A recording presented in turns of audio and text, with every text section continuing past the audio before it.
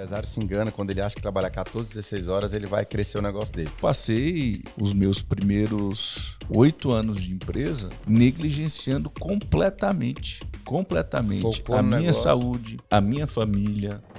Tanto é que eu passei por 3 divórcios, cara. Foca no STF, que é saúde, trabalho e família. Mas eu fico meio incomodado quando alguém chega pra mim e me fala: cara, tem um novo negócio que você tem que ver, é dinheiro fácil. Quando eu falo isso pra mim,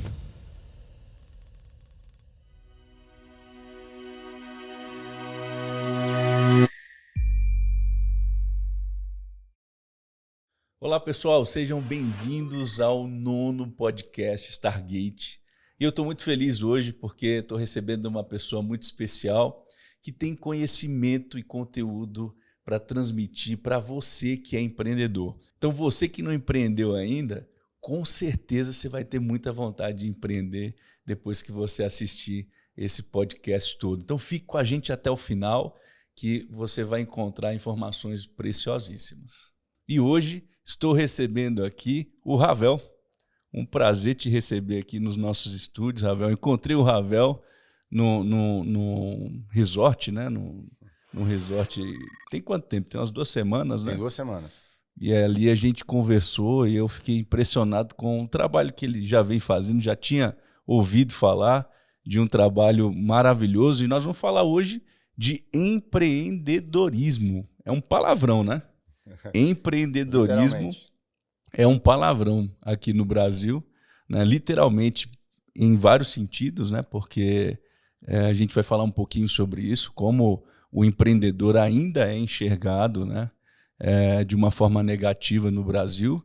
E o desafio grande que o Ravel tem, que é de desenvolver empreendedores e fazer com que esses empreendedores manifestem sua melhor versão, né, Ravel? Total, a gente quer extrair o melhor deles. Mas primeiro te agradecer pelo convite, né? Parabenizar você, toda a equipe, né? Porque é um ativo muito precioso isso que vocês estão fazendo, que é de educar, né, a população. E em todos os aspectos, né? Empreender ele é um ato que serve para qualquer fato na vida, né? Não precisa ser Verdade. somente na abertura do CNPJ, né? A dona de casa, ela empreende dentro da casa quando ela consegue fazer melhorias ali dentro. Então, parabéns de verdade, né? Se a gente tivesse mais empresários aí que nem você que está se levantando para poder contribuir um pouco da tua história, né? Porque tu é um grande case, né? E, na verdade, privilégio meu poder estar aqui sentado. E que bom que a gente se encontrou há 2 semanas atrás. Pois é, verdade. Nos conhecemos aí de forma mais próxima. Eu também já conheço o trabalho da Med Mais, um pouco do Vitor, né? Sei que você é um cara fora da curva, vanguardista, tá? Já faz coisas aí há muito tempo que a gente só está conhecendo hoje no mercado. Então, na verdade, o privilégio é meu e quero contribuir de alguma forma aqui com a tua audiência, com quem vai nos assistir daqui para frente. Que maravilha. Mas me conta um pouco sobre o Ravel pessoa. Família, de onde veio, é brasiliense? Conta pra gente. Coisa boa. Bom, a minha família, ela é do sul, né? Do sul do Maranhão, né? O pessoal já fala do sul, não, é do sul do Maranhão. Brincadeira. Boa. Minha família toda, por parte de pai, meu pai é maranhense, minha mãe é paraibana, né? Então a gente tem essa mistura lá em casa. Eu nasci em Brasília, tenho 36 anos, meu principal título é marido da Andréia e Olha pai aí. do Lourenço e do Benjamin. Né? Então esse aí é meu principal título, né? E filho Sua de Deus. principal audiência, acredito eu, né? Com certeza já deve estar nos assistindo aí. Com certeza. E filho de Deus, né? Então acho que essa são os meus maiores títulos que eu conquistei até hoje e muito feliz com tudo que eu já fiz. Sou um cara apaixonado por esporte, herdei isso do meu pai, né? Meu pai é maratonista, meu pai tem 70 anos de idade e atualmente toda corrida que ele vai é primeiro, segundo, terceiro lugar. Uau, Sempre com é pódio. 70 anos. Em altíssima performance. Que isso. Meu pai, cara. ele fez uma que prova. exemplo, hein? Ele fez uma prova de 10 km recente e ele fez para 48 minutos. 46. 46. É um tempo muito bom, né? E para a idade dele. Então, meu pai sempre deixou isso pra gente, né? Vi meu pai jogar bola, então passei pelo futebol. É um legado, né? E o esporte, para mim, assim, hoje, ele faz parte da minha rotina, né? Não tem... Muita gente me pergunta, né? Até quando a gente se encontrou no resort, eu treinei ali os dias que eu estava no resort, né? Eu corri. E aí alguém falou assim, você treina até domingo? Aí eu falei, ó, não é que é uma obrigação, é porque faz parte da minha rotina treinar, né? Então, e o dia que eu não treino, minha esposa que o diga, eu fico bem chato. Agora, é engraçado você falar sobre isso, porque eu me lembro do meu pai, né? Meu pai está vivo ainda, tem, eu acredito que a mesma idade que o seu, 70 e poucos anos. Mas o esporte do meu pai é sair da cama, ir para o sofá, assistir o jogo dele, tomar o cafezinho, não desce no prédio para academia, para piscina, para nada. E para ele aquilo ali tá bom, né? Barrigão, aquela coisa toda e tal. E se o senhor estiver me assistindo, pai, eu já estou puxando a orelha de novo. E como esse legado, com essa transferência da manifestação, do impacto do exemplo do pai para o filho, é muito importante, né, Ravel? Porque eu tenho há praticamente 4 anos enfrentado essa luta de mudança de mentalidade para conseguir implementar uma rotina que hoje já é uma rotina ordinária, que já faz parte da minha vida. Eu não consigo viver diariamente ali de segunda a sexta, aí entra o que você acabou de falar, né? De segunda a sexta sem treinar, mas querendo ou não, tá aqui dentro o exemplo do meu pai ali, daquela vida que boa parte dos brasileiros, né? Sim. E principalmente americanos e outros países gostam de viver no sedentarismo, né? O que você pode dizer para os pais que hoje estão com os filhos em processo de crescimento, né? Você tem filhos pequenos, né? O Lorenzo ele tem 7 anos e o Benjamin vai fazer 6 em novembro. Interessante porque ontem o Benjamin levou uma queda de bicicleta, estava descendo uma rampa em altíssima velocidade, né? Deu até o hospital, bateu um galo na cabeça, a gente tirou uma tomografia, mas está tudo bem. Mas é interessante porque a rotina da minha casa, ela gira em torno do esporte. A minha esposa gosta muito de musculação, né? Eu, particularmente, gosto de esporte mais endurance. Então, hoje eu sou praticante de triatlo. Mas quando eu olho para os meninos, eles também não vivem sem. Então, hoje eles praticam no colégio judô e fora do colégio eles fazem futebol e taekwondo. E é interessante porque no sábado eles treinam futebol pela manhã e no finalzinho da manhã eles treinam taekwondo. Já é deles. É deles. Já tá nessa pegada. Porque quando eles não vão, eles sentem muita falta, né? Então é interessante porque a gente faz com que isso faça parte da rotina. E é engraçado porque muita gente pratica esporte hoje, quando fala desse assunto de empreendedorismo e esporte, muita gente está praticando esporte buscando também alto desempenho na parte empreendedora. Mas eu nunca tive muito esse viés de estou fazendo esporte porque isso que vai me beneficiar no meu profissional. A verdade é que eu sempre gostei muito, né? E eu sou muito competitivo. Então eu gosto de esporte de alta intensidade. Então eu naveguei pelo futebol, como acho que a grande maioria dos brasileiros, né? Joguei até muito tempo, joguei em outros estados no Brasil, tentei uma carreira, mas não foi muito distante, não. Acho que foi um fogo de palha ali Como a maioria, né? Da pré-adolescência. Andei de skate, aí o skate eu fui longe, andei muitos anos, fui até amador 1, quase profissional. Você não tem cara de skatista, não. Tem não. Hoje, quando eu falo, as pessoas falam, é verdade, mas eu andei muitos anos de skate. E hoje, se me der ainda, eu faço umas gracinhas ainda. Legal. Assusto muita gente. E aí depois eu fui pra academia, fiz jiu-jitsu muitos anos, fiz Muay Thai muitos anos também. E aí quando eu conheci o triatlo agora, recente, né, tem 2 anos, e o triatlo ele não te deixa fazer muitas outras coisas além do triatlo, né? Porque a rotina de treino... É pesada, né? Você tem que separar muito tempo do teu dia. E muita gente acha que assim, não, é porque só fica muito tempo treinando. Não, não é só a questão. É porque se você faz um treino de 4, 5 horas, depois que você treina 4, 5 horas, você precisa de uma coisa. Dormir. Sim. Né? Então, não é somente você dormir cedo para acordar muito cedo. Né? Então, eu acordo já há bastante tempo, mesmo antes do triatlo, às 5 horas da manhã. Não tem nenhum rito, né? nada místico. Né? É porque, como eu produzo muito pela manhã, né? Acho que o meu maior pico de produção ele é pela manhã e talvez ali eu volto ali das 16 em diante até as 20 eu vou muito bem. Então eu gosto muito de começar a rotina muito cedo.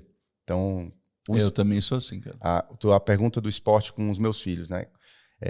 Tanto no biotipo deles, né? Que já herdaram a genética, minha e da minha esposa, que é modéstia à parte de atleta, eles se sentem não que na obrigação, mas já está na cabeça deles, foi colocado na cabeça deles que o esporte faz bem para eles. E é interessante porque o esporte... E vocês não precisam falar, né? Assim, não. Dizer, cobrar... A verdade é que, assim, desde que eles... A gente não tem manual para ser pai, né? É verdade. Assim como também não tem manual no Brasil para ser empresário, né? O Exatamente. médico estuda para ser médico, o empresário ele abre um CNPJ e vai de forma empírica. E a gente, como pai, talvez da mesma forma.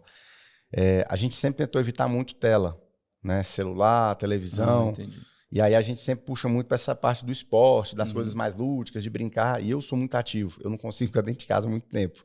Então eu sempre estou brincando com eles, fazendo alguma coisa. Então eles já criaram esse hábito de se esforçar.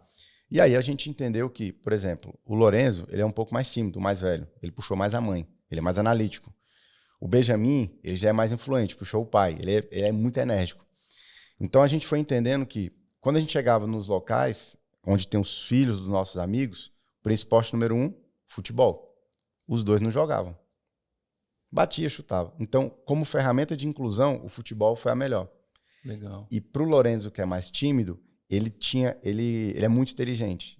E ele se sente mais seguro onde ele é muito bom. E aonde ele não é tão bom, ele fica desconfortável, que não é legal. Sim. E aí o futebol trouxe isso para ele de, pelo menos, você tá inserido no meio. E o futebol trouxe essa autoconfiança e ferramenta para inserir ele no meio dos amigos. O Benjamin, se der bola, se der foguete para a lua, qualquer coisa, pipa, bete, qualquer coisa ele faz, porque ele não tem vergonha de nada. E o Taekwondo para os dois foi um esporte que a gente buscou, porque a metodologia que a gente tem hoje, que é inclusive de um mestre aqui de Brasília, ele só tem 4 no Brasil que está no nível dele. Inclusive é um cara bom para você chamar aqui, para você bater um papo. Legal. Chama Mestre Cavenati. Além Olha da aí, metodologia... vamos chamar o Cavenati, hein, gente? Além da metodologia... Taekwondo. Além da metodologia, hoje é a maior escola de artes marciais, uma das maiores escolas de artes marciais do Brasil. Ele tem um método, assim, surreal. E o Taekwondo serviu para o Lorenzo para trazer autoconfiança para ele e para o Benjamin para disciplina. Olha aí. Então, nesse momento, a gente buscou esportes que eles gostem, que eles se sintam prazer, mas a gente foi muito intencional também com a escolha dos esportes, né? Nesse momento, a gente está 100% direcionando. E eles não tem como, né? Eles veem a mãe dele acordando 5 horas da manhã para academia, eles veem o pai dele na rotina, no final de semana. E aí não adianta isso, né? O exemplo arrasta. E eles já pensam em como eles vão ser como no esporte. E se você me perguntar, Ravel, tu tem um sonho que algum deles seja um profissional em algo? Eu não tenho esse sonho, mas se eles optarem, eu vou dar todo apoio. Por quê? Porque eu queria ter vivido do esporte. Né? Eu sou realmente um apaixonado do esporte, né?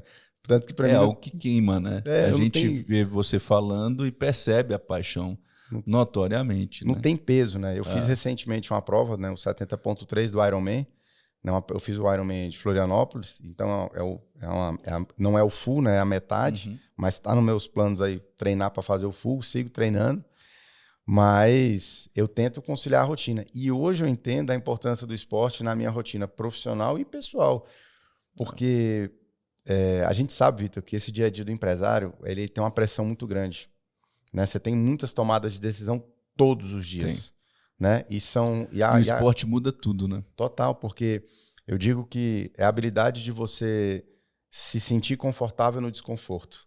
Né? Porque você tem a verdade é que o empresário, quando ele olha 10 anos depois, ele olha assim, eu não sofreria hoje para tomar essa decisão porque eu tenho um track record, né? Eu passei por isso há 10 anos atrás. Mas o esporte ele te traz isso, porque você trabalha muito a parte cognitiva, né? De se sentir, cara, eu preciso ir mais, eu dou conta de mais. E os desafios, né? De você saber que você vai indo mais. Então, cada esporte... E vencer também a sua própria mente quando ela se encontra num lugar de desconforto, né? Exatamente. Porque é um trabalho do empreendedor, né? É isso aí. Essa ideia de mindfulness que o próprio esporte nos traz, que é o que eu tenho experimentado, né? Hoje eu realmente estou me apaixonando a cada vez mais por musculação, né? Aeróbico e tal. E eu me analiso muito. E eu percebi que dos últimos 4 anos para cá, que foi quando eu realmente foquei bastante, perdi 28 quilos. Uau! Doutor Leandro Vaz me ajudou no início no processo, um abraço para ele.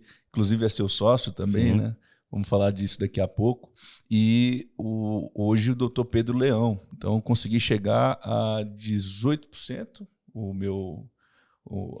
BF. A percentual de gordura. Cheguei a 18% e estava 27%, né? 28%, 27%. E essa percepção, essa análise que eu comecei a me fazer nos negócios, me trouxe a certeza de que, no momento que eu estou ali no esporte, que eu estou praticando, que muitas vezes eu quero parar, eu não quero terminar uma série, eu não quero terminar o que eu me propus ali de 15 minutos, eu quero procrastinar, e, na verdade, eu sigo firme com o propósito que eu coloquei e venço aquela situação e manifesto constância, eu estou treinando a minha mente. Total. Né? Eu estou colocando a minha mente no lugar dela para fazer aquilo que é necessário, independente do meu lugar de conforto. Fora que você sai pilhado, né, depois do treino, né? Exatamente. Você sai pilhado, você sai endorfinado, você sai com uma vontade grande de ir e fazer muitas coisas. E o mais interessante, cara, que você sai dali com muitos insights, né?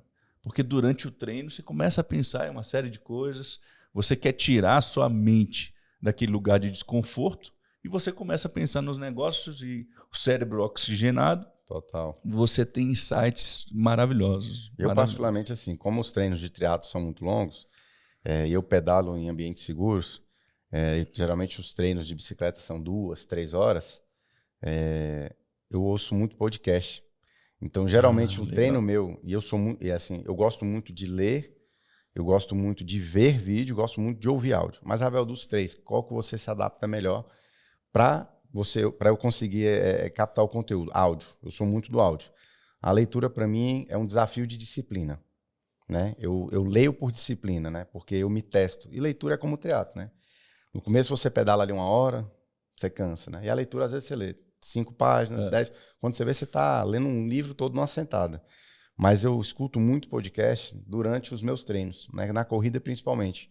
E a minha mente, ela fica muito fortalecida também nesse ponto, né? Eu me conecto muito. Eu falo o seguinte, que o esporte para mim é o meu tempo comigo mesmo, né? É onde eu me conecto comigo, né? E, obviamente com Deus. Mas eu uso muito ele para tirar um pouco da pressão. Eu já sou um pouco mais ativo, né? Sou agitado. Então, o esporte ele serve para dar uma equilibrada na pressão, literalmente. Então, eu uso o esporte como ferramenta de disciplina, como ferramenta de treino e de preparação, porque é impossível você ter um CNPJ forte com um CPF fraco. Então, Boa. Atenção, hein? É impossível você ter um CNPJ forte com um CPF fraco. Tem um provérbio chinês que ele fala que é necessário... Falei do CNPJ forte, do CPF fraco. Fugiu aqui agora, mas que bom que isso aqui está gravado. Depois a gente corta ele. Não tem problema não. Se não quiser, pode deixar também. Mas a linha que eu estava falando era o seguinte. Lembrei. O provérbio diz o seguinte, que o homem ele passa uma vida lutando para ganhar dinheiro e no final da vida ele gasta todo o dinheiro atrás de saúde. Né? Então, a gente tem que balizar muito bem o que é sucesso para a gente. Né? Então, eu nunca deixei... eu já tive ciclos muito, muito tensos, empresarialmente falando, né? De desesperador mesmo. Eu acredito como com 90% da população brasileira que empreende. Eu já tive uma situação de crise, né? Quase de falência, mas ainda naquela época eu não me deixava faltar com o esporte. Era impressionante. Eu fiz essa reflexão recentemente, né? Eu tinha muita preocupação, né? Para quem sabe... Mas é porque isso estava introjetado nas características da sua formação desde a infância por causa do seu pai, né? Total. Agora, tem muita gente, Ravel, que não tem essa prática, não entende o esporte como vida e talvez esteja passando por um momento difícil e não consiga priorizar a sua própria saúde. Né? Eu fui um deles. Eu passei os meus primeiros 8 anos de empresa negligenciando completamente a minha saúde, a minha família. Tanto é que eu passei por 3 divórcios, cara. 3 divórcios. Eu nunca falei sobre isso aqui na frente das câmeras, mas eu paguei um preço emocional paguei um preço fisiológico, psicológico, em prol de realizar um sonho que, quando chegou, eu olhei e falei assim, é isso? Não, peraí, é isso mesmo? Novo, então, né? eu passei por tudo aquilo ali e tal, por isso, que é a famosa ideia de que teste de 60 dias. Se realizou em algo material ou algo que seja de matéria, financeiro, profissional, teste o seu psicológico por 60 dias. Ravel, passa os 60 dias, aquilo vira paisagem. E aí você olha e você fala, eu não acredito que eu fiz tantas coisas e negligenciei tantas outras em prol de uma coisa que não me preenche, né? Então, Vitor, eu particularmente gosto muito da cultura estoica, né? Eu tenho um livro que eu falo muito para as pessoas lerem. Quando as pessoas falam, qual é o livro que você indica para mudança de vida? O primeiro que eu indico é a Bíblia, porque eu acredito que a verdade mora dentro daquele livro. É o né? livro dos livros. É o livro dos livros. E todo livro que você pegar foi extraído dali, né? Conhecimento liberta. A Bíblia já fala sobre isso. Mas tem um livro que, para mim, ele foi game changer total, que é o Essencialismo. Porque a nossa vida é muito mais sobre o que a gente tira do que o que a gente coloca. E é engraçado, porque quando eu comecei a empreender, na época tinha o Nextel. Você deve lembrar do Nextel, né? Era uma chancela de pessoa bem-sucedida, era até o Nextel. Porque Todo no mundo começo era muito difícil até para conseguir contratar Nextel. Você lembra? Era um crivo absurdo. Era difícil demais. E eu lembro que eu tinha o Nextel. Desculpa te cortar, só para incrementar. Foi minha primeira dívida. Minha primeira dívida na empresa chegou a 15 mil reais, foi com a Nextel, viu? Que Deus o tenha. Que Deus a tenha, né? Graças a Deus paguei tudo, tá tudo então, certo. E eu achava, aquele modelo de executivo, né? Eu muito jovem ali, né? 20 e poucos anos, eu achava interessante aquilo, né? O celular tocando demais, agenda cheia, rádio cheio de compromisso, aquela coisa toda. Eu achava muito bonito aquilo, né? Só que aquilo ali tem um preço muito alto, né? E a verdade é que quando você vai amadurecendo, para quem quer amadurecer, você vai vendo que a vida ela é muito mais simples do que a gente realmente lá mais novo a gente pensava que era, né? A Bíblia tem uma passagem muito interessante que ela fala que os cabelos brancos são coroa na cabeça dos mais velhos, né? Coroa aqui. A tua tem um charme concentrado, a minha tá espalhada, mas a minha já tem um pouquinho também. Mas por quê? Porque quando você vai ficando mais experiente, você tem a opção de querer evoluir, mas tem gente que não quer também evoluir. Então, hoje, eu vejo que esse preço na saúde, na família, ele realmente é um preço muito caro, né? Então, eu particularmente, né, todo projeto que a gente faz, inclusive esse que eu sou sócio do Leandro, a gente fala sobre 3 pilares, que é o STF. Antes da gente ter esse projeto, era uma brincadeira comum entre os amigos. Foca no STF, que é saúde, trabalho e família. Que legal, né? Então a gente sempre bateu muito nessa tecla. Saúde, trabalho e família. Então, eu queria muito, quando eu iniciei meus projetos de empreendedorismo há 15 anos atrás, ter tido a oportunidade de encontrar um grupo de jovens empreendedores com uma experiência como vocês, né? O Leandro, você, o Beto, parece que está com vocês também. Então, eu queria muito ter tido essa oportunidade de aprender com quem passou por essa fase. Eu também queria, há 10 anos atrás, ter tido a oportunidade de ter participado desses movimentos, né? E você que está nos assistindo tem essa oportunidade hoje. O Ravel está falando de um projeto deles chamado Infusão, não é 4.0. Infusão 4.0, que tem como premissa, que tem como objetivo ajudar empreendedores a fazer o STF. Total. Que é saúde, trabalho e família. Por isso que muita gente pergunta assim, mas no Infusão tem um médico que está à frente? Eu falei, tem 2 pontos. O médico que está à frente, primeiro, ele é conselheiro do laboratório SEIB, conselheiro financeiro. Né? Laboratório esse que ano passado entregou 1,4 bilhões de faturamento. Uau. 7 mil colaboradores. Então, ele compartilha nesses 3 dias o que eles fizeram para chegar lá. Né? A fundadora, uma das fundadoras, que é a doutora Janete, né, que é sócia da doutora Sandra. Um exemplo. Foguete. Fantástico, né? Ela está sempre lá com vocês Está também. sempre lá, ela é madrinha desse projeto, né? Ela abraçou esse legal. projeto, né? Ela ama essa parte de educação corporativa. É outra que também você tem que trazer aqui no seu podcast. Por favor, Janete, por favor, vem aqui no nosso podcast.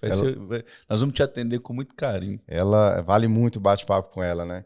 E o Leandro fala muito dessa parte de alta performance. Por que a gente levou? Porque a grande maioria dos empresários tem uma concepção errada de que trabalhar 16 horas, 14 horas por dia é a maneira mais certa de fazer com que o negócio cresça. Exatamente, porque aí é que entra o que você acabou de falar um pouco atrás, que essa sensação de estou realizando, né? Essa sensação de, na época, o bip do Nextel, né?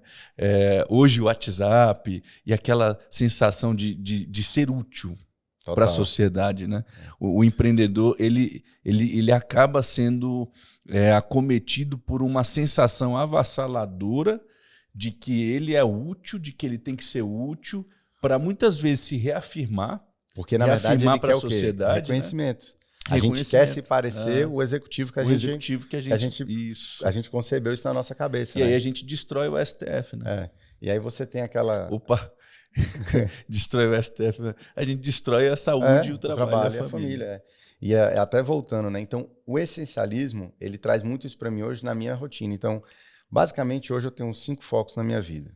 Primeiro, eu gosto muito de estudar, e quando estudar eu coloco meu tempo de oração também, de meditação.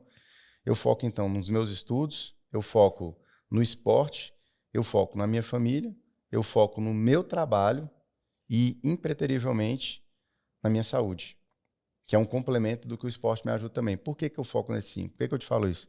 Porque como está muito fácil para mim o que eu tenho que fazer, a pergunta que eu me faço todos os dias, eu tenho uma autossugestão, né? Seguindo ali no Napoleão Hill, que ele fala da autossugestão, sim. né? Eu tenho uma autossugestão com a declaração que eu leio todos os dias, de manhã e de noite. E parte dela diz assim, né? Quando eu tiver clareza do que eu estou fazendo em Cristo e souber se isso me aproxima ou me afasta do meu objetivo, as coisas ficarão mais fáceis.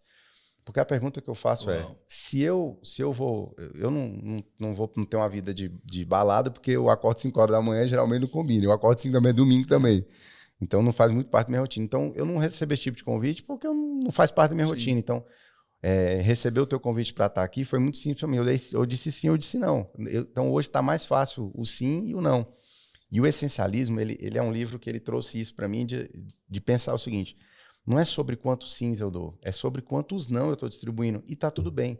As pessoas têm que entender que existem prioridades. Poder do foco, né? Total. Então, não é sobre quantos sim você vai dar, mas sim de quantos não. Né? Que, na verdade, eu digo que é o não positivo. Né? Porque se isso não me aproxima do meu objetivo, cara, eu vou tirar da minha agenda. Se isso me aproxima do meu objetivo, vai estar... a intencionalidade, né? Mas isso é muito importante para você que está empreendendo, para você que é empreendedor. Sabe por quê, Ravel? Porque todas as 3 vezes que eu quebrei a Med Mais, todas as vezes que nós passamos por dificuldades, foi porque eu disse mais sim do que não para o que eu chamava de oportunidades, mas que, na verdade, eram travestidas de oportunidade, mas eram distrações. Total.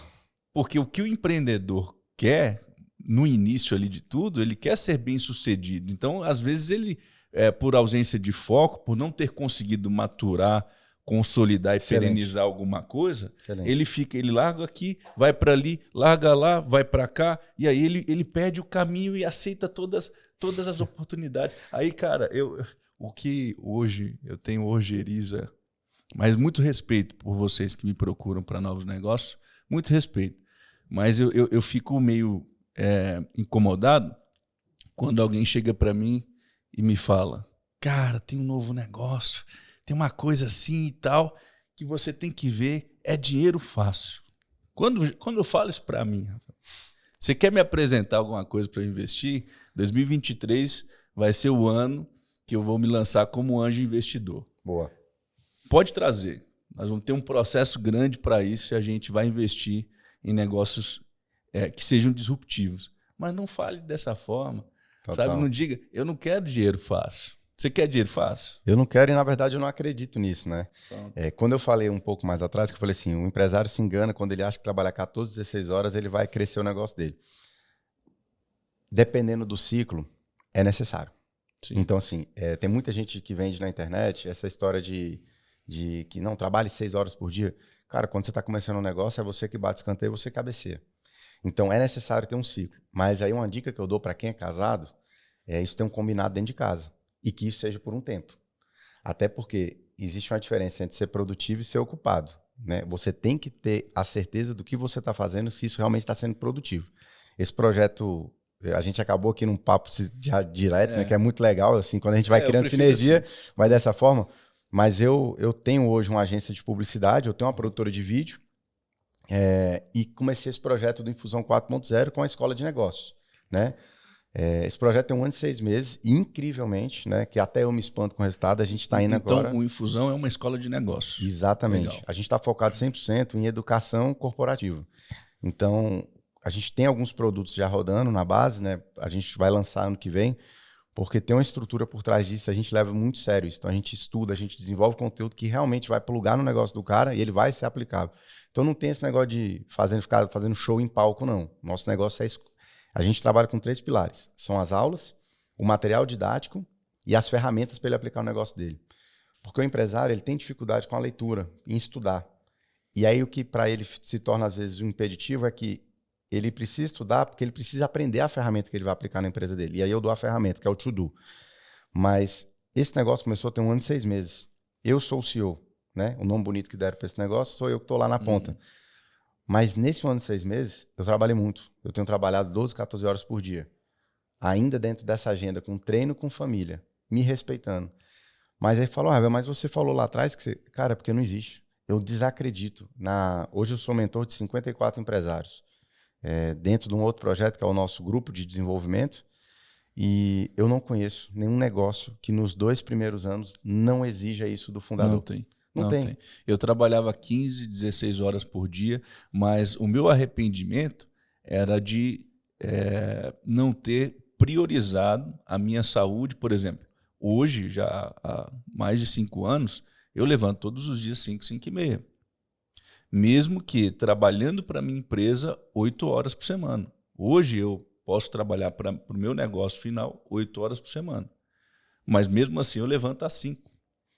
Por quê? Porque a minha primeira prioridade, minha maior prioridade, Exatamente. sou eu mesmo. Minha saúde, minha família. Tem todo um processo que tem que ser respeitado, né? E você tem que ter aí fala, Rafael, mas como é que você está trabalhando 12, 14 horas e fazendo tudo isso? Então, assim, eu funciono particularmente, Vitor, com muito framework. Então, para tudo na minha vida, quem me conhece mais de perto fala assim, certeza que ele tem um esquema desenhado, um mapa mental para a vida, para tudo eu faço. Porque nem sempre eu fui um cara, eu não fui uma vida inteira disciplinado, né? Então, eu entendi, numa virada de chave. Precisou se reinventar, né? Eu falei, cara, existe um gargalo na minha vida que é a falta de disciplina. E o triatlon, ele te bota muito disciplinado. Porque assim, se você não vai no treino de natação... Já estou pensando em fazer isso aí. Na prova, você não sai da água. É o primeiro.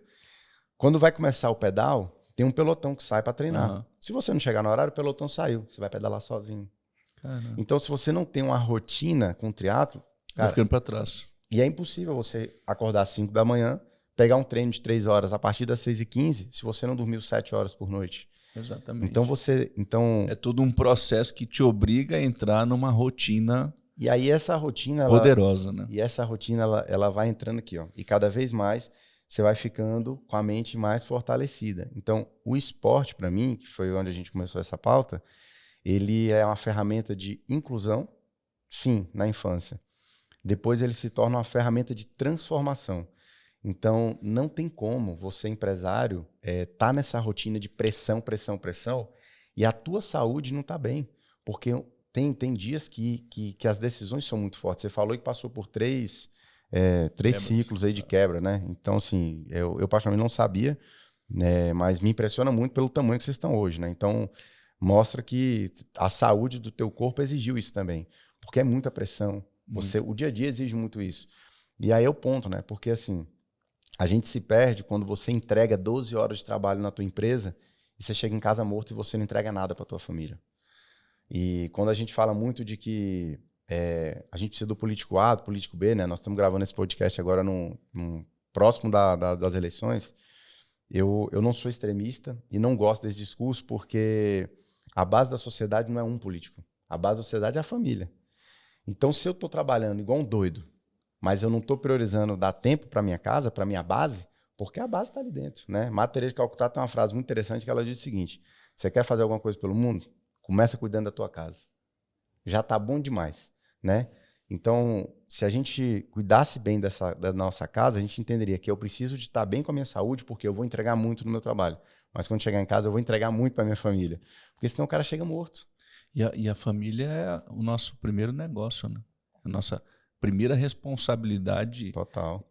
De liderança é a nossa família, né? O exemplo está ali, né? O exemplo está ali. Os nossos filhos ficam olhando para a gente o tempo inteiro. É o modelo, né?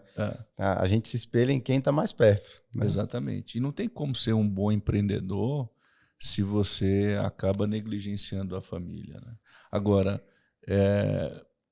mudando um pouco de assunto, como é que você chegou nesse propósito? Porque é perceptível que você tem um propósito de reacender ou acender a chama no coração dos empreendedores e ajudá-los a entrar num processo, né? Essa pergunta é boa, né?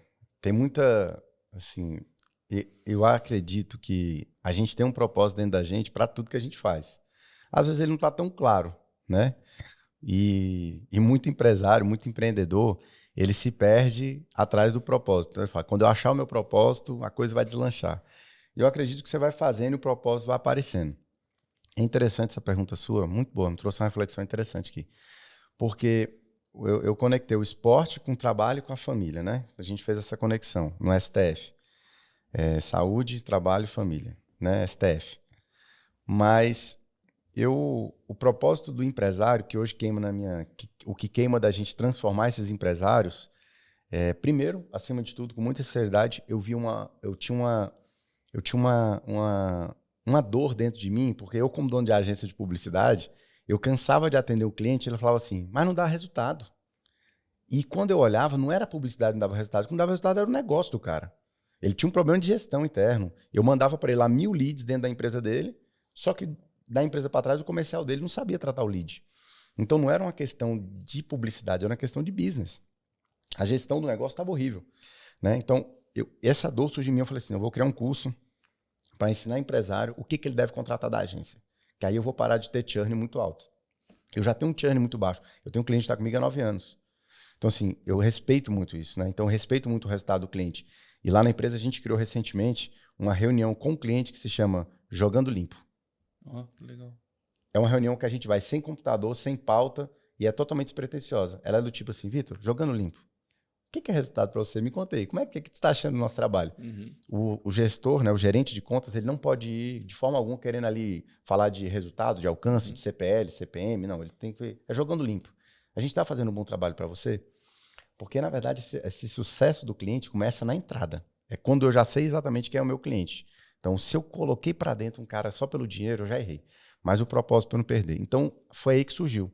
E quando a gente começou a pensar no Infusão 4.0, a gente falou, cara, tem muita empresa quebrando porque não está sabendo fazer o básico bem feito.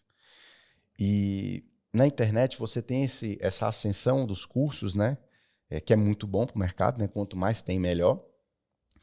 Mas às vezes está muito embalado, está muito bonito. A caixa é muito bonita, mas na prática não funcionava. E hoje, se a gente pegar, né, 85% da renda que é gerada no Brasil pelos empresários está no PME. É pequeno e médio negócio. Exatamente. Né? Grande negócio aí, meu amigo, ele é 15%. Porque eles são poucos. E os pequenos e médios empresários, eles são verdadeiros heróis no Brasil. Né? São verdadeiros heróis. Né? Quando você vai estudar a fundo mesmo, os números, né, que eu particularmente gosto muito, até para entender o cenário que a gente está vivendo atualmente, você fala assim, rapaz, eu não sei como é que esse cara passou com 10 anos. Eu não sei como é que ele chegou em 5 anos, como é que ele chegou em 30, em 15, e como é que passou de geração em geração. Né? Quem tem a estrutura que a Med Mais tem hoje é 1% da população empresarial no Brasil. Né? O que vocês fazem é 1%. Sinta-se, a equipe aí que está nos assistindo, vocês estão num ambiente privilegiadíssimo, né? Com esse nível de cultura, de gestão que vocês têm.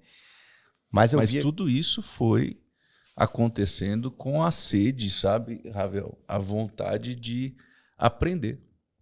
de buscar fora, de tentar compreender, porque eu não tenho formação em administração. Né? Geralmente os empreendedores, né, tem até um livro que eu recomendo nessa pauta, que é O Mito do Empreendedor, que é um livro fantástico. Né? Ou seja, o mito do empreendedor fala a respeito da ideia de que o empreendedor tem de empreender e fazer aquilo que ele sabe fazer. Exatamente. Só que ele não sabe empreender, ele não sabe administrar, ele não sabe gerir, ele não sabe liderar. E nesse processo todo, depois de tantas quebras, depois de tantas quedas e situações difíceis, eu coloquei a mão na consciência e pensei, cara, eu preciso buscar conhecimento. Mas aí você tem dois grandes diferenciais, na grande maioria da população. Você tem um diferencial que é a vontade de aprender. Sim. Esse é transformador. Mas você tem um que é mais transformador ainda, que é aplicar. Sim. Por quê? O empresário ele até tem a vontade, às vezes, de aprender, que ainda são poucos. Muita gente deve procurar vocês, participar do curso e tudo, e na prática não aplicar Não nada, aplica. né? Só para você ter uma ideia, Caramba. o Brasil ocupa a 56ª posição quando se fala em educação corporativa. A gente só está à frente de 4 países quando a gente pega o ranking dos que mais produzem, né? Uhum. Então, ou seja, é vergonhoso a nossa posição sobre a educação corporativa, o que me mostrava que tinha um mercado gigante, um oceano azul. Né? Agora a gente corta mato alto, porque eu fazer o empresário sentar 3 dias para estudar é um desafio. É um desafio. Por quê? E geralmente quando o cara procura é porque ele está com a dor muito grande. Uhum. Ou é em processos, ou é em pessoas. Então são dois pontos que fazem o empresário buscar o aprendizado, né, na educação corporativa. Mas a gente estava falando exatamente, você falou algo importante aí, né? Que a gente acha que o empreendedor é o administrador, né? E tem uma diferença muito grande, né? Gigantesco. O empreendedor, ele tem vontade de fazer. Ele é um fazedor. Ele tem um sonho, ele vai lá e executa. Eu sou esse cara. Uhum. Eu tenho uma ideia, eu quero executar, eu quero fazer, eu quero tudo mais. Mas administrar um negócio é muito diferente. Então, nem todo empreendedor é um bom administrador. E nem todo administrador é um bom empreendedor. Sim. Por que eu falo isso? Porque é uma chave grande, Vitor, que quando o empresário vira na cabeça dele, o negócio dele escala. Você falou interessante, né? O Rancharan, né, tem um livro que é considerado atualmente o maior consultor, né? Uhum. O cara que fez transições gigantescas, M&As absurdos. Ele tem um livro muito bom. Esse livro, para mim, ele... Poder da execução? Pipeline da liderança. Pipeline. Ele põe a faixa preta na cintura do cara. Quando o cara lê, ele já pega marrom. Aí se ele aplicar, ele fica preta segundo... Mas o Rancharan, ele fala que existem 6 níveis de liderança. Resumidamente é isso. Ele fala que o pipeline é um duto, né, onde você passa por 6 pontos de liderança. E cada nível de liderança exige condutas, habilidades e tomadas de decisões distintas. Quando você identifica a hora de passar para o próximo nível, e se você realmente consegue passar, é a hora que o seu negócio cresce. Porque o empreendedor, às vezes, ele vai crescendo, vai crescendo, vai crescendo. Empreender num negócio que tem até 30 colaboradores é uma coisa. Com 100 é outra coisa. E aí você tem que fazer a passagem de bastão lateral.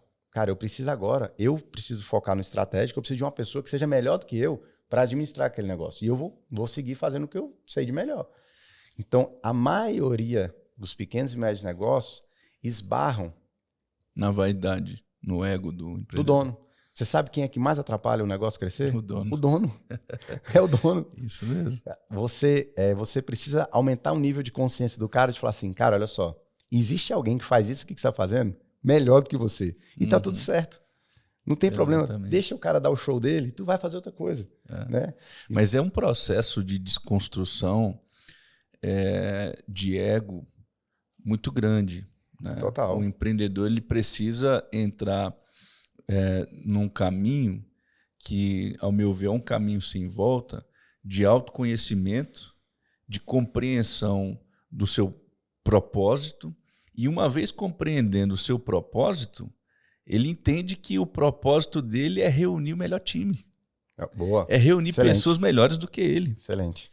Né? É vender os sonhos que ele tem, a visão que ele tem para essas pessoas e fazer com que elas sonhem com ele, realizando cada um no seu lugar, o seu propósito de origem. Né? Agora, no início, boa parte dos empreendedores acham que porque são bons no negócio, tiveram a ideia, Sim. né, tiveram a visão, vão ser os melhores, né? Ele acha que ele vai ser o melhor em tudo, em todo o processo ali dentro da instituição. E daí, quando surge alguém que entende um pouco mais, aquele alguém, de forma indireta, já não faz mais parte do grupo dele. E aí ele vai se enterrando, cara. Assim, parece que se a melhor ideia for a dele, sempre tem que ser a melhor ideia, tem que ser a dele. Não é, né? Isso é um pouco de vaidade. Mas a gente vai batendo papo aqui, eu vou fechar a janela do propósito, antes que eu esqueça. Sim. O propósito desse negócio foi quando eu falei, cara, eu preciso ensinar os empresários a contratar agência de publicidade. Então eu via que não era um problema no marketing, era um problema de gestão. E eu, como sempre, fui apaixonado por aprender, né? Eu tenho acredito que é uma qualidade que eu tenho muito essa qualidade de sentar, eu gosto muito de aprender, né? Então, Legal. Eu falo sempre que quem não está disposto a sentar na cadeira de aluno, também não está disposto a ir para a posição do professor. Sim. Tem hora que a gente tem que sentar para aprender, aí então essa ciclo, né? é um viés, né? Eu sempre sento para aprender, depois eu estou ali para ensinar. Mas eu via que muitas empresas quebravam porque faltava o básico. E aí, às vezes, o empresário se perde querendo contratar o processo da Michael Page, o cara quer trazer o processo de Harvard, o cara quer trazer o processo da PwC, mas existe um básico que ele não está fazendo. Então, durante muito tempo, né, o nosso slogan foi, e até ainda hoje, né, que é o básico bem feito funciona. Então, quando você pega as grandes corporações, você vai estudar o que os caras fazem de melhor? O básico bem feito. Né? Então, o básico bem feito, ele transforma qualquer negócio. E a grande maioria dos PMS não estavam fazendo o básico. Então, isso para mim, eu falei, cara, os caras estão quebrando porque não estão fazendo o básico. E nessa jornada de empreender, o mais interessante, Vitor, é que ela é uma jornada solitária. Tem dia que você se tranca na tua sala e tu dá vontade de chorar. E tu fala, meu Deus. E aí você fala, cara, então a gente criou esse ecossistema para justamente nesses 3 dias você ter a oportunidade, porque assim, existem pessoas que vão para o Infusão, nós estamos indo agora para 600 alunos na plataforma, né, que passaram pela nossa formação. 40% dos nossos alunos da próxima turma são de fora de Brasília. Caramba. Porque a nossa capital, ela no ranking, é a que menos investe em educação corporativa. É uma capital com uma pujança economicamente pública, né? Tem uma grande parcela do público, mas nós estamos chegando na 3ª geração já aqui em Brasília, né? Né? Então, assim, o comércio, ele tá pujante aqui também. Só que a gente tem que sair da figura do herdeiro para o sucessor. Sim. Porque esse cara, ele precisa também melhorar a vida dele, né? Que também não é fácil, não é uma cadeira fácil. Você fazer uma sucessão não é uma cadeira muito fácil, né? Porque você tem que delegar, você tem que fazer com que o patrimônio da família é bem complexo. Siga crescendo, né? E a grande maioria das empresas de sucessão, as grandes que a gente tem na nossa cidade, não tem governança instalada. Então, isso aí é um problema. E aí, a gente já sabe o futuro disso aí. Mas você falou uma coisa interessante que me lembrou uma frase, né? Gustavo Sutti, inclusive um abraço para você, meu irmão, amigo, foi meu mentor por muitos anos, sempre me dizia, o poder leva à solidão. Né? Ou seja, esse processo de crescimento, de empoderamento que o empreendedor acaba sofrendo, ele leva o empreendedor a um processo solitário, em que os empregados, os colaboradores, ou às vezes até os próprios familiares não conseguem compreendê-lo naquele momento. Né? E aí ele se isola, né? E passa por um processo difícil, né? Na vida. Exatamente. Mas isso tem uma explicação, né? Eu gosto muito de estudar comportamento humano. Eu não consigo me dedicar tanto quanto eu queria, porque agora eu estou estudando muita parte de gestão e de vendas, né? Que é o meu foco principal. Mas conforme a gente vai ficando mais velho, a gente vai sendo mais seletivo nas nossas escolhas. E assim são com as amizades, né? Então, a gente vai entendendo que a gente vai focar em pontos mais estratégicos e demandar mais energia para aquilo. Mas o empresário tem essa solidão mesmo. Porque às vezes ele não sabe com quem dividir. Então eu digo que no Infusão tem gente que vai para aprender, tem gente que vai para se divertir, porque o cara passa 3 dias no hotel, é maravilhoso. É verdade. Tem gente que vai para bater papo, tem gente que vai para desopilar, né? Tem gente que vai para network. Então eu tenho diversas pessoas. Eu tenho uma persona inicial, mas eu tenho pessoas que têm sentimentos distintos na hora que está lá. Porque às vezes o cara senta E eu costumo dizer o seguinte, eu rodo, né? Hoje 70% do meu tempo 70% do meu tempo é dedicado a atender os meus mentorados, né? Então, eu falo que as duas frases que eu mais escuto, a primeira é: Ravel, tem dia que dá vontade de desistir. E a segunda é: ei, arruma um negócio pra gente ganhar dinheiro. É as duas frases que eu mais escuto. Aonde eu vou é: rapaz, tá cansado, tô cansado demais, não aguento mais isso aqui não. Ei, arruma um negócio pra gente ganhar dinheiro. Né? E às vezes o negócio pra ganhar dinheiro é o próprio negócio. Então, o propósito do Infusão, fechando essa janela, é justamente olhar para o empresário e falar: ei, existe um caminho, existe uma saída, existe uma solução. E eu vou te explicar onde tem o ponto central desse propósito. Existe uma solução, existe um caminho. E esse caminho não necessariamente precisa acabar com a tua família e com a tua saúde. E eu vou te provar isso. Porque, como eu te falei, eu já tive também num processo de falência. E dói muito. Muito. Dói demais, demais. É destrutivo em todos os sentidos. E eu recuperei. E eu não me recuperei fazendo coisas mirabolantes. Eu, na verdade, deixei de fazer muita coisa. Voltou para o simples, para o básico, pro trivial, para aquilo que representa a vida, né? E é interessante porque quando eu estava nesse processo de falência, a primeira coisa que a gente acontece é... Eu empreendi desde muito cedo, né? Então eu vi dinheiro muito cedo também, né? Então sempre gostei de carrão, sempre quando menino ali, 23, 24 anos ali, tava festa, né? Gostava muito dessa... Solteiro. Eu já morava só com 24 anos de idade. Então, qualquer dinheiro que entrasse era muito para aquela época, né? Então, eu não canalizava ele muito para outras coisas. Fazia muito mais para... A fase, né? Da imaturidade. E ali chegou um tempo que quando eu me casei, né? Para quem não sabe, mas eu namorei, noivei e casei com um mês, né? Caramba, foi muito rápido. Bicho. E aí, tô até hoje casado, graças a Deus. Quanto tempo de casado? 9 anos eu faço esse ano. 2 filhos. Uau. E aí esse processo, quando eu entrei em falência, quando eu quebrei o negócio, a primeira coisa que a gente faz é prestar contas com a sociedade. Porque eu não dava conta mais de ir para restaurante caro. As festas já não dava mais. Cara, que legal, hein? Repete isso. Você presta Quando conta, você quebra... Você tem uma prestação de contas com a sociedade, porque a gente ganha dinheiro para primeiro comprar coisas para provar para as pessoas que a gente é bem sucedido, né?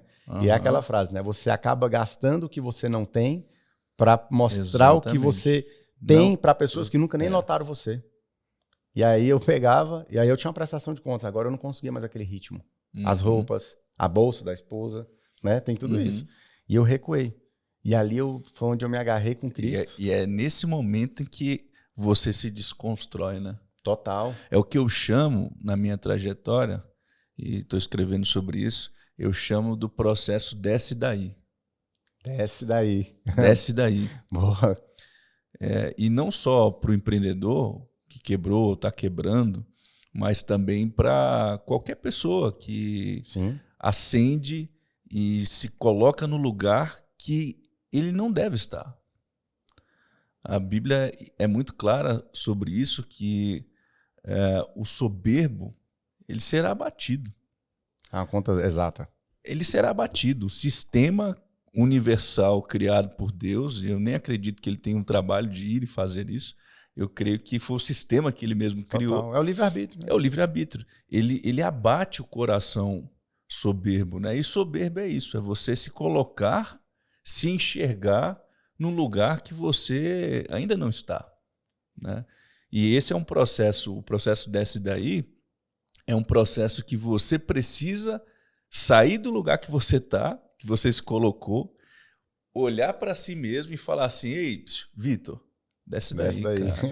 Cara. O termo é muito bom. Já é a capa do livro, né?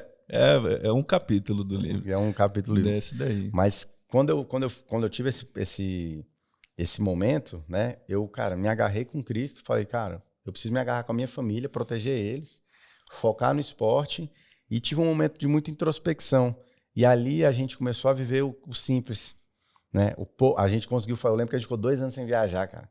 E aí eu consegui fazer uma viagem pra praia, meu irmão, num sufoco louco. Cara, a gente foi a melhor viagem da vida. Não foi no melhor hotel. Porque a escassez, o ambiente de escassez, o período de escassez, gerou em vocês o sentimento de valorização. E né? de olhar e falar, cara, o quão somos abençoados, mas não estamos focando naquilo que a gente tem. A gente está focando naquilo que a gente ainda não tem. Uau. E aí a gente não foi para o melhor legal. hotel, a gente não foi para os melhores restaurantes, mas a gente teve um momento de família que a gente falou assim, caraca, como foi legal isso aqui. Né? Então, nesse momento, quando eu comecei a ver a luz no fim do túnel, eu comecei a entender que eu só estava por um momento desfocado daquilo que era o principal, que era o meu negócio. E com ferramentas muito básicas.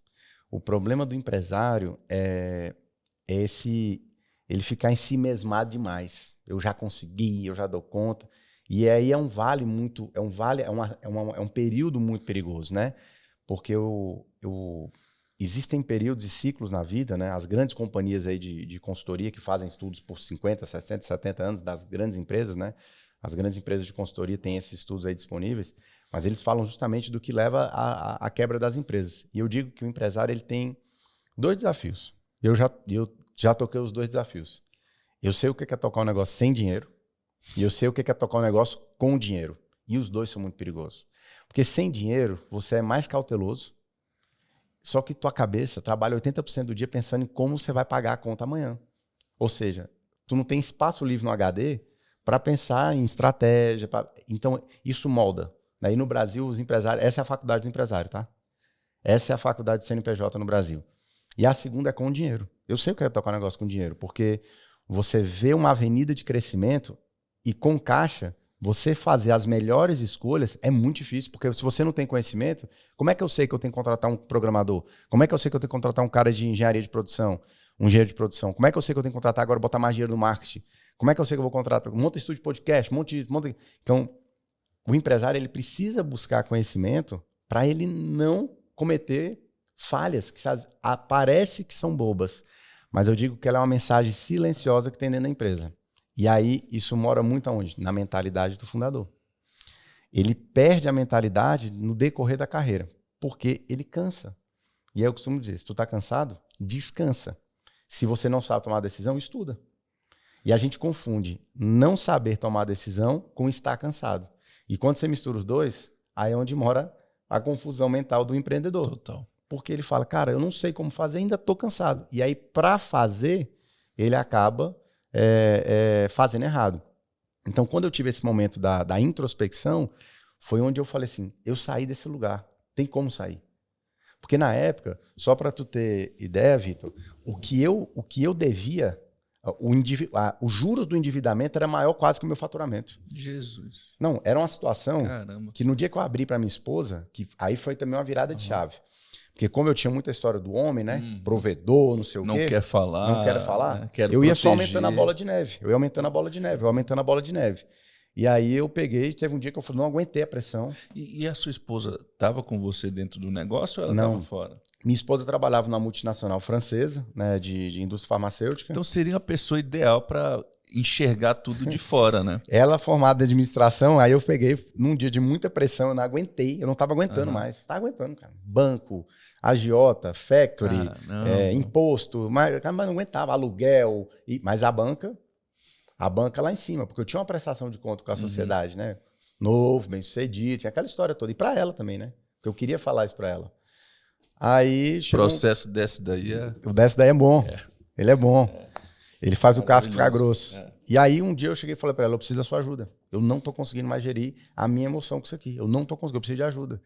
E aí eu abri uma planilha, né, de Excel, ela tinha 2 abas, recebíveis e o que tínhamos a pagar. Quando eu abri a de recebíveis, tinha 3 linhas. Quando eu abri a de contas a pagar, acho que tinha umas 600 linhas assim. Né? E aí ela tomou um susto, ela ficou 3 noites sem dormir. Ela me perguntava, Ravel, como é que você deixou chegar nisso? Como você deixou chegar nisso? E aí foi um processo de desce daí, né? Cara, desce daí, agora... Desconstrução. Aí ela se agarrou comigo e falou, cara, a gente vai resolver isso. Estou contigo e vamos nessa. E aí foi um processo, né? Não foram... E é um momento em que é difícil não falar a respeito, mas é um momento em que a gente realmente conta com Deus, né, Ravel? É um momento em que a gente olha para a situação, para a circunstância, percebe o quanto nós fomos soberbos, orgulhosos, né? A mesma mão que através de um sistema nos obriga a descer, a gente pode contar com ele para subir, né? Total, né? Então, assim, ele é Deus independente da situação, né? Ele segue sendo Deus. Se você tá com muito, você dá boca, ele segue sendo Deus. Né? E Deus é tão bom que ele deixa a gente livre, né? A gente que faz as escolhas erradas algumas vezes. Mas quando eu saí desse processo, que eu venci, que eu vi a luz no fim do túnel, eu falei, cara, porque a Bíblia fala, né? Naquilo que você foi ferido, você vai curar outras pessoas, Sim. né? Então eu falei, cara, eu consegui sair, outras pessoas conseguem sair. Então, durante meus treinamentos, eu fui entendendo que eu carrego esse propósito comigo de ajudar o Brasil através da educação corporativa, né? Então, eu tenho me dedicado muito a esse projeto. E o mais interessante, eu tenho o privilégio de tocar esse projeto, que eu não dependo dele financeiramente, graças a Deus por isso. A parte financeira deixou de ser um objetivo. Deixou de ser eu não estou olhando para o que ele está gerando agora. Não que ele seja um negócio que eu não estou olhando por viés financeiro, até porque a gente é uma empresa, Claro. A empresa é feita para dar lucro. Com certeza. Mas hoje, tanto eu quanto o sócio, a gente não depende do negócio. Então, eu tenho o privilégio de tocar um negócio que a gente não faz distribuição de lucro. A gente reinveste 100% em tecnologia, mídia e pessoas. Então, o propósito central é falar assim para os empresários. Existe sim um método e as ferramentas corretas para você plugar no teu dia a dia e você parar de trabalhar 14 horas por dia, não somente porque você está acabando com a sua saúde, mas porque você está acabando com o principal, que é a tua família. Então, se eu pudesse falar qual é o propósito central do Infusão, é evitar a destruição da família e da saúde do cara e da empresa por consequência, né? Então, basicamente, eu acredito que esse aí é o nosso grande propósito através do Infusão 4.0. Que maravilha! Uau! Esse podcast está rendendo aí informações muito importantes para você. Eu acho que de tudo que a gente tem falado aqui, nesses minutos que se passaram, talvez o que você possa gravar aí no seu coração seja menos vaidoso, Boa. menos egocêntrico, não seja uma pessoa que esteja empreendendo com o objetivo de reconhecimento apenas e querer ali ser reconhecido pela sociedade e tal. Não, empreenda por propósito.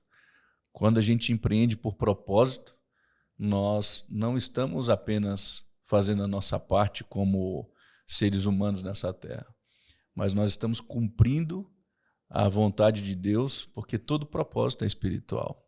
E quando a gente entende que um propósito é espiritual, a gente começa a pensar de forma espiritual. Bom, quero te fazer uma pergunta. Por que empreender no Brasil? Por que empreender? Por que eu empreendi no Brasil ou por que as pessoas? Por que empreender no Brasil? Se eu chego para você hoje e pergunto, Ravel, qual país que você acha interessante que eu possa empreender? E se for o Brasil, por quê? Bom, eu vou responder com o que eu tenho dentro da minha caixinha aqui de experiência, né? Eu nunca fiz nenhum negócio fora do país. A não ser um que eu fazia, que era ir para os Estados Unidos, trazer roupa e vender aqui, né? Então, era esse um negócio. Quando eu começo lá no Infusão, eu falo assim, ó, eu comecei trabalhando com comércio exterior. Eu viajava para São Paulo, para o Paraguai, trazia roupa e tênis para vender aqui. Eu fui muito tempo trazendo roupa, né? Eu mexi com isso muitos anos. Muita gente aqui me conheceu por causa disso. Você lembra do Nike Shox? Lembro. Então, lembra do celular V3? Lembro. Então, eu distribuí bastante. Fui assíduo aí Eu trabalhei muito tempo mesmo na função de muambeiro, de sacoleiro, né? Então, eu ia para São Paulo, buscava roupa, vendia. Então, sempre gostei de aprender. E, engraçado, até para falar isso, muita gente me perguntava assim, né? Porque na minha faculdade, hoje meus amigos de faculdade, quando me veem, eles falam assim, rapaz, Abel, não sei como é que tu fazia, porque eu chegava na faculdade e eu colocava um pé de cada tênis no intervalo, na bancada, assim, né? Porque eu morei só poder ver. Eu morei em cidade satélite a vida inteira, né? E fui estudar no plano piloto, né? Para quem não é de Brasília, tem uma separação. E para quem mora na satélite, era um sonho naquela época fazer faculdade no plano piloto. Onde é Brasília de verdade, vamos dizer assim, né? Então tinha aquela ressalva. Eu achava até que as pessoas lá não andavam, elas flutuavam, né? A gente ficava assim, né? Eu de satélite pra cá. Qual era a cidade que você morava? Eu morei em Taguatinga minha vida inteira, né? Quando meus pais chegaram em Brasília, a gente morou na QNL muitos anos. Depois a gente morou na QNF, depois na QNE. Né? Aí depois que eu fui morar só, que eu saí de Taguatinga. E aí quando eu chegava na faculdade, eu colocava os tênis assim, né? Porque eu pensava, sabe como eu pensava? Rapaz, tá cheio de playboy nessa faculdade aqui, eu vou vender muito tênis aqui. E eu vendia muito tênis lá. E é engraçado, tinha muita gente que falava assim, você não tem vergonha, não? Eu falava, como vergonha? Você tá me dando um dinheiro danado. Boa. O brasileiro tem esse estigma, né, cara? De que então, vender as coisas. Eu nunca tinha vergonha. Sabe o que eu pensava? Na época que eu entrei na faculdade, eu tinha 16 anos.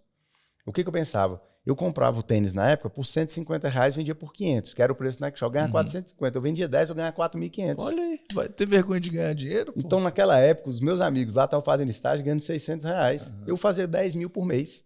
Então, por isso que eu falei, eu vi dinheiro muito cedo. Né? Com 16 anos na faculdade, eu vendia 16, 17, eu estava vendendo tênis.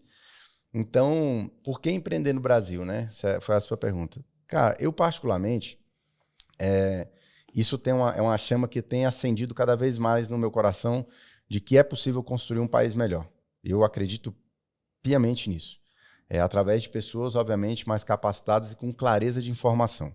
Quando eu falei, né, que o profeta Oséias fala que o povo morre por falta de conhecimento. Se o brasileiro deixasse de ser preguiçoso, né, que não é a maioria dos brasileiros, tem esse estigma também que o brasileiro é preguiçoso, que ele não é preguiçoso, mas se ele deixasse de ser preguiçoso no sentido de procurar estudar, procurar mais conhecimento, a gente com certeza teria uma nação diferente.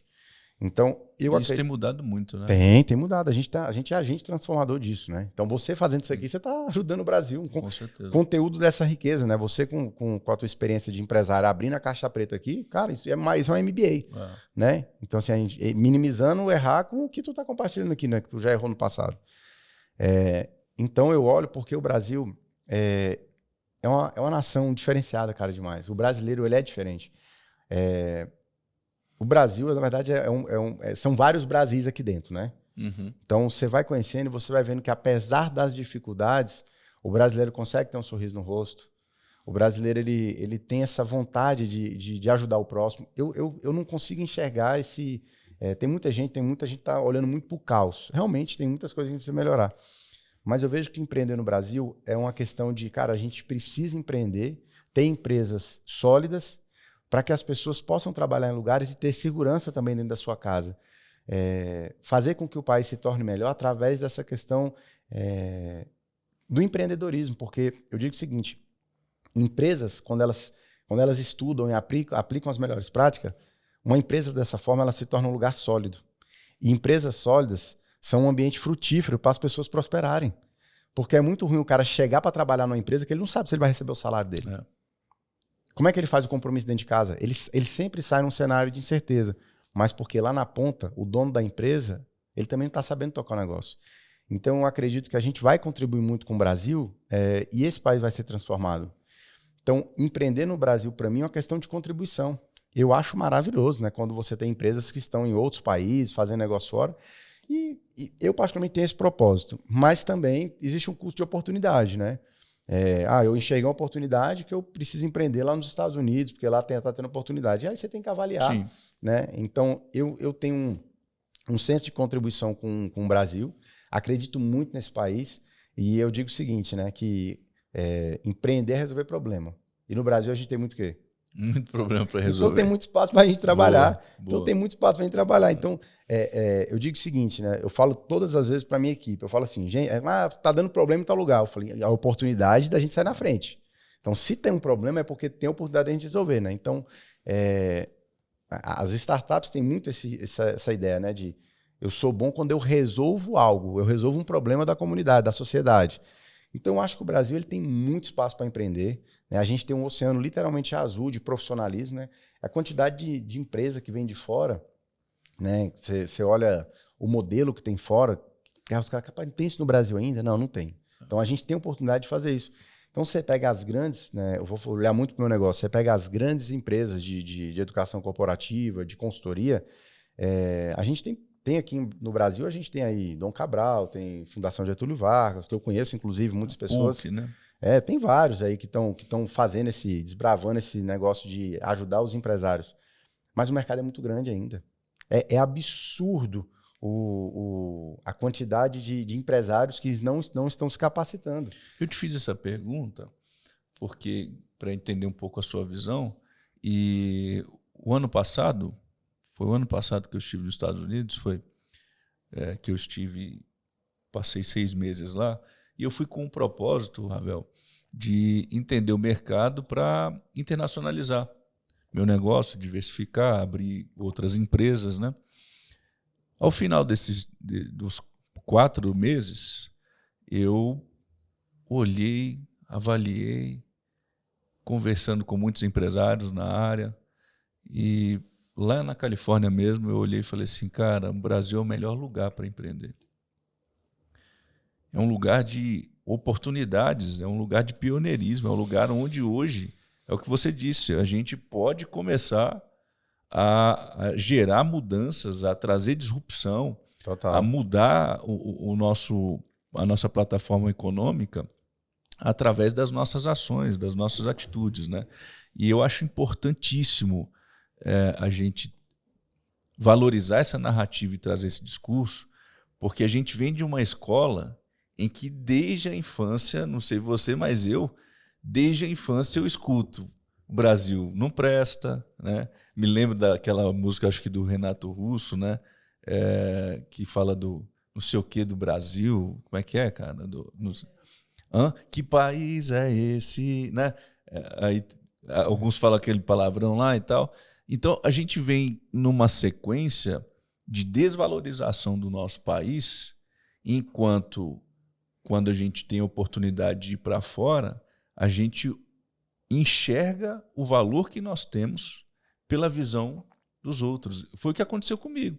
Nos Estados Unidos, eu tive a oportunidade de conversar com empresários e todos com uma dificuldade grande de gerar novos negócios, de criar novos negócios, porque empreender é criar novas soluções, né? Empreender com sucesso é não fazer mais do mesmo. É fazer o que todo mundo faz de forma diferente, de forma disruptiva, de forma a resolver um problema. Então, se tem um problema, né, não tem ninguém resolvendo. E nos Estados Unidos ou nos países muito desenvolvidos, é claro que existe, sim, uma facilidade maior para questões processuais, né? Abrir empresa, você abre empresa em 2, 3 dias, né? Uma burocracia menor, o poder do Estado com peso retrógrado e negativo sobre o empreendedor é totalmente diferente, é muito menor.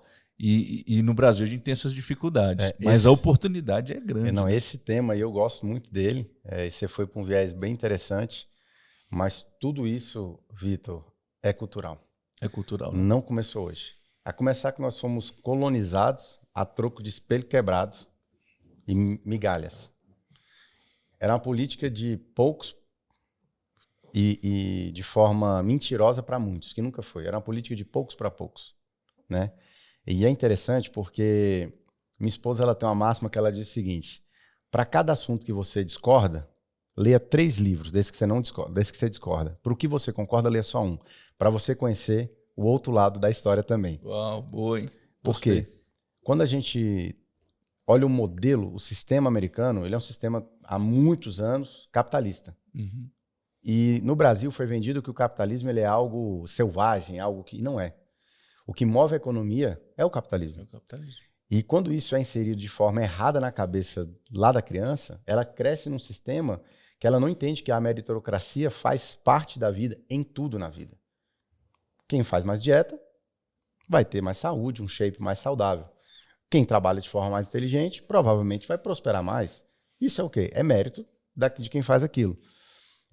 Tem um livro muito interessante que se chama A Revolução dos Bichos, que ele conta, já ouvi falar. ele conta sobre o modelo ideal do socialismo, que nunca funcionou em lugar nenhum do mundo, diga-se de passagem. Porque o modelo é muito bonito, que é do tipo igualdade para todos. E o livro ele tem uma alegoria, né, onde fala ali dos porcos que vão dominando, e o socialismo está muito bem implementado naquele ambiente. No final daquilo, os porcos precisam ter mais benefícios que todo mundo. Os cavalos, que são os mais inteligentes, têm que comer maçã verde e têm que ficar na sombra. Os demais... Então, começa todos eles numa revolução para que todos tenham igualdade. E no final, não funciona o modelo. O modelo foi implementado errado. Esse é o problema. E quando você olha para o cenário atual, e aí é impossível porque a esquerda, obviamente, ela defende um modelo socialista, né? Ela tem esse pensamento, esse viés. E a direita, talvez, um modelo capitalista, talvez o centro um pouco mais disso. Mas é porque o modelo em si ele foi implementado culturalmente de uma forma errada. E aí a gente tem muitas pessoas que querem e se contentam com as migalhas, porque é a lei do mínimo esforço. O nosso corpo, ele não, de manhã cedo, entre ficar deitado e levantar, ele, obviamente, tem muita facilidade, mais facilidade de ficar deitado, né? A inércia é melhor. Então, quando a gente levanta, a gente já está fazendo um ato de coragem ali, né? Porque a gente está quebrando aquele ciclo. E quando você tem esse sistema onde as pessoas acham que, porque quem tem mais tem que dar para aqueles que não têm, a gente começa a ter uma visão errada. Isso é um grande tabu para se falar. Talvez eu possa ter até julgado aqui você, com toda certeza. Por quê? Porque o Vitor tem muito, ele tem que dar muito. Onde é que está escrito isso? Na Bíblia não diz isso. Porque o Vitor, ele dá porque ele quer. E não porque ele precisa dar. Mas espera aí, o Vitor pagou um pedágio absurdo para estar onde ele está. Por que o fulano lá atrás, que teve talvez a mesma oportunidade que o Vitor, não fez? Porque ele não quis. E está tudo certo. A meritocracia, ela vai nisso. Ravel, isso é um tanto quanto frio. Concordo com você que é um tanto quanto frio. Mas é realidade. Mas é a realidade. É sistêmico, né? Então, assim, quando você tem alguém dizendo para o brasileiro o seguinte, olha, o discurso é, olha, fiquem tranquilos que nós vamos aumentar todos os sistemas de recompensa, todos os benefícios para aqueles que são minoria. Legal.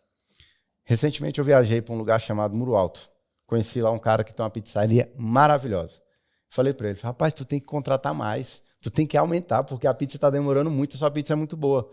Ele falou assim, Ravel, aqui na região é o seguinte, o cara sai, de manhã cedo ele pesca. Ele pescou ali, ele tem peixe para uma semana na casa dele, o resto do peixe ele vende nos restaurantes aqui. No outro dia, ele sobe nos coqueiros, ele cobra R$20 para cortar cada coqueiro. Tem algumas pousadas lá. Então ele cortou 10 coqueiros numa pousada, ele fez R$200. Uma vez por mês ele recebe o Bolsa Família da Vida, aí que eu não sei qual que é. Resumo da ópera, ele está num ambiente que ele trabalha 2 dias no mês. Vai produzir mais para quê? Aí ele falou assim, aqui eu não consigo contratar um motoboy, porque não faz sentido eu trabalhar para ele. Então, o problema todo é que, literalmente aquela metáfora, né? Eu não posso dar o peixe para a pessoa, eu tenho que dar a vara para ela pescar. Na verdade, ainda vou além, você tem que ensinar ele a construir a vara para ele saber pescar. Porque quando você dá isso para a população, é a lei do mínimo esforço. Para que eu vou trabalhar? Para que eu vou fazer se eu estou atrás do benefício do governo? Então, eu olho para... E a desconstrução do enriquecimento, né? Total. A miséria, a pobreza mora aí. E se vende um modelo onde quem é rico é mal, porque ele escravizou as pessoas. Não, peraí, eu criei oportunidade. Então, existe um pedágio muito alto que o cara paga de forma, obviamente, lícita, né? Para ele conseguir ser bem-sucedido, prosperar de forma financeira. Uhum. Aqui esse é o ponto. Que ele pagou que muitas pessoas não vão pagar. E tá tudo bem por quem não quer pagar. Né? Tá tudo bem para quem não quer empreender, para quem não quer fazer a coisa acontecer. Agora também tá tudo bem se eu não quiser fazer parte desse sistema de olhar para as minorias como coitadismo. Porque a gente não ajuda, claro. A gente atrapalha. Uhum. Então, o modelo ele não é de hoje, o modelo é lá de trás. E você está falando de uma coisa tão interessante que eu tenho um projeto social chamado Amor a Mais, vai fazer 7 anos agora, 7. E eu mudei completamente, nos últimos 3 anos, eu mudei completamente a nossa forma de investimento. Porque antes nós íamos, fazíamos e ajudávamos famílias, e era cesta básica, compras, aquela coisa toda. Mas aí eu contratei um assistente social e comecei a acompanhar a evolução dessas famílias. Legal. Principalmente no Piauí. E eu descobri que as pessoas queriam só o peixe. As pessoas não tinham compromisso com a sua própria mentalidade evolutiva. E quando a gente queria ajudá-las na sua própria evolução, elas caíam fora do processo. Foi quando eu entendi que, para nós, a melhor saída seria encontrar instituições e financiar essas instituições que já conseguem abraçar esses 10, 5% das pessoas que realmente querem mudar de vida e investir nessas instituições. Eu acho que essa iniciativa ela é importantíssima. E quando eu falo da gente não ter obrigação, é a gente fazer isso sem peso. Sim. Porque a gente tem dentro do nosso projeto, recentemente a gente assistiu 600 crianças, 600 famílias com a educação da primeira infância. Então nós fornecemos materiais para essas crianças. Legal. Porque existe uma dificuldade muito grande, Vitor, do cara que nasce numa região dessa, ele despontar como o cara que nasceu num berço esplêndido. é muito mais difícil, porque a cabeça, as atenções, as referências são outras. A gente sabe que tem uma dificuldade. Ele passa por um processo muito mais doloroso. Total. Né? E estudos mostram que esse cara vai ter mais dificuldade, sim, de sair lá do outro lado. É muito difícil. Eu fui lá para fazer essa... A gente fez uma ação social, eu tive aqui na Cidade Estrutural, na Vila... esqueci o nome aqui específico, né? Mas dentro da Cidade Estrutural, que era um antigo lixão. E, cara, você olha para aquelas crianças ali, saneamento básico não tem. Ou seja, querendo dizer que a pessoa, quando ela vai fazer necessidade, ela faz no chão, né?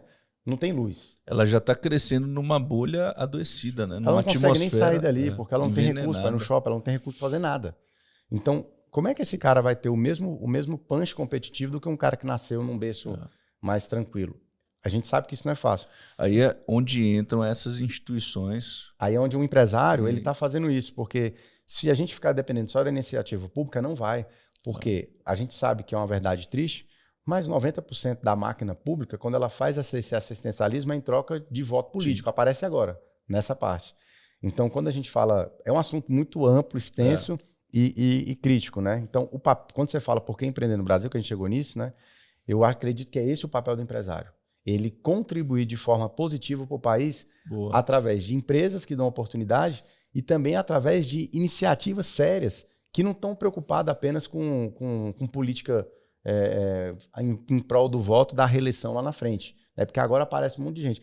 Eu me pergunto muito, né? Tem muita gente que agora nessa eleição que tem o seguinte discurso.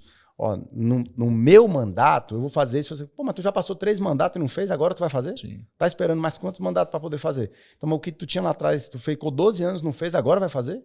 Então, eu me pergunto sempre quanto a isso, né? Então, eu olho para esse cenário político, que é um ponto que a gente não pode ter nojo, porque se a gente tiver nojo, a gente vai dar espaço para aqueles que amam esse negócio, Exatamente. Né? Então, a gente também tem que ter pessoas sérias rondando nesse lugar. E tem que se posicionar. Né? O nosso papel como empresário é isso. E a gente sabe, né, que quando a gente o empresário chega num ponto que ele precisa de um alvará, ele precisa da máquina pública também para continuar funcionando legalmente, né? E eu digo o seguinte, quem empreende no Brasil e dá bem aqui, dá bem em qualquer lugar do mundo. Porque é o único lugar que você tem, por dia, mais de 100 atualizações na parte tributária, todo dia tem atualização. O cara, você amanhece com um dia com a lei, você dorme no outro, a lei mudou. Aí você dorme no outro, alguém conseguiu tirar a lei, você dorme no outro. Então, assim, você vive num ambiente... Uma insegurança jurídica absurda, né? Juros altíssimos. Né? O banqueiro americano, quando ele vem pro Brasil, ele desacredita que tem essas margens de lucro, né? Que um banco aqui consegue emitir 40% de rentabilidade, 15% no ano de lucratividade. Ele fala, rapaz, lá nos Estados Unidos nós estamos penando para conseguir 2%. Como é que vocês dão conta do Brasil? Por quê? Porque o brasileiro ele está atrás de uma facilidade, né? Porque isso é cultural. Então, não começou hoje, né? Eu indico muito ler A Revolução dos Bichos, para quem tem muito essa dificuldade de entender o ponto central das ideias do socialismo, do capitalismo, enfim, das outras. E também o Mises, né? O Mises tem um livro muito bom, que ele fala exatamente, né, como que nasceu o capitalismo. E, na verdade, o engraçado é que o Mises ele mostra que o capitalismo nasceu por opressão ao socialismo. Na verdade, pela monarquia. Porque você nascia filho de rei e tu era rei. Tu ia ficar rei. Qual esforço que você fez para aquilo? 0. Então, a minoria, na verdade, que criou o capitalismo. Então, o capitalismo ele foi criado pela opressão, ao que contrário do que provam. O problema todo, né? Quando a gente fala que conhecereis a verdade vai te libertar, é porque quando a gente passa a estudar, o nosso senso crítico aumenta. E as nossas opiniões elas vão sendo formadas baseadas naquilo que a gente vai estudando. Né? Exatamente. Então, essa pergunta... Tem que se ter um cuidado extremo, né? Maravilha, o papo tá bom, mas a gente já está chegando ao fim. Eu queria, antes de finalizar, te fazer uma pergunta. 3 conselhos para os empreendedores que estão nos assistindo. Boa. 3 conselhos para a transformação. Qualquer negócio ele é feito de processos e pessoas. O primeiro conselho é: foque nas pessoas. Porque as pessoas é que vão fazer você ficar gigante. Quando você tem um time que cuida do teu negócio, o negócio tende a ficar blindado. Eu gosto muito de fazer a associação da briga na rua, quando você é criança, né? Na escola você tem outra turminha. Quando você vai para a briga ali, vem uma galera junto com você, né? E a empresa é isso, né? Então, o primeiro conselho que eu dou é foque nas pessoas. E sem discurso, sem buchitagem para esse discurso. Literalmente, você cuidar das pessoas que estão dentro do teu negócio. Né? Essa história de que daqui para dentro os seus problemas acabaram, esse portal não existe. Não existe esse portal que você passa, os problemas ficam, né? Senão eu passaria nele todo dia umas 6 vezes. Então, cuidar das pessoas. O negócio ele é feito de pessoas. Boa. E só complementando o que você está falando, que eu acredito demais nisso, voltando ao viés do empreendedor brasileiro, né? Já escutei muito de colegas empreendedores me dizerem: a gente é difícil.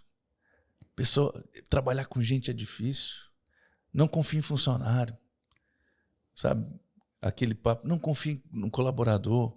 Né? Uma hora vai te colocar na justiça. Do mesmo jeito que você encontra na sociedade os empregados com uma mentalidade discriminatória com o empregador, você acaba alimentando na sociedade essa discriminação, pensando dessa forma, colocando-se dessa forma, porque amar as pessoas, respeitar as pessoas acima de tudo, ou antes de tudo, é acreditar nelas.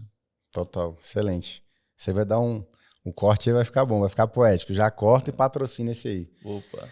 Eu acredito que o que transforma a vida de uma empresa, né? Primeiramente, é o empresário ter o foco nas pessoas. Ele usar isso de forma intencional. Um segundo conselho que eu dou para o empresariado é estude. Estude. Me mostre um empresário que estudou tanto quanto um médico, que eu te mostro um milionário. Né? Essa frase que muita gente conhece. Estude. Procure estudar. Tenha dentro da tua rotina de trabalho, né, o estudo. E a terceira dica que eu dou é faça o Infusão 4.0.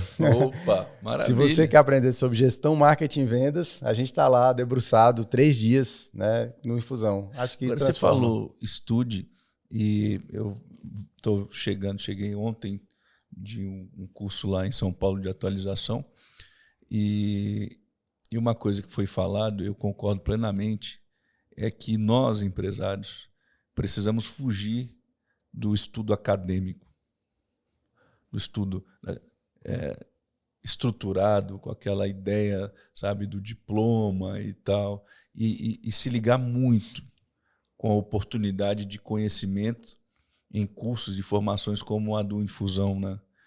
E tantos outros que existem no mercado. A gente fala muito, né? Todo respeito aí aos professores, né? Mas lá é uma formação que é feita de empresário para empresário. Né? A gente está com o negócio rodando e a gente fala o que a gente está fazendo, o que tem dado certo. Vocês tocam nas dores, né? Totalmente. Então, assim, a gente olha para o que a gente já passou e fala como que a gente saiu daquela situação e o que a gente está fazendo. Então, hoje nós temos uma metodologia que ela é muito simples de ser aplicada na empresa. A gente está criando o tempo inteiro frameworks, ferramentas para facilitar a vida do empresário no dia a dia. Porque a gente sabe que quando ele sai de lá, o operacional vai comer ele. E é isso que a gente não quer. A gente quer que ele aprenda a delegar de forma inteligente, com as ferramentas certas, tanto para a formação da delegação, quanto para o acompanhamento daquele resultado.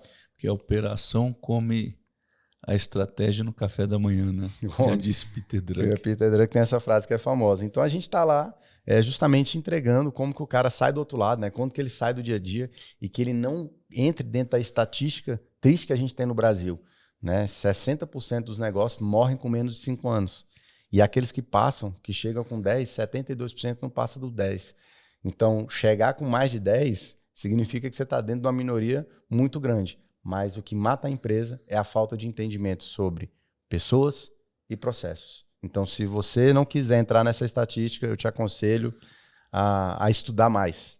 Eu acrescentaria tecnologia. Pessoas, processos, tecnologia. A gente usa muito o PPT lá. Pessoas, processos, tecnologia. Ótimo. Porque a tecnologia é para escalar e organizar. Exatamente.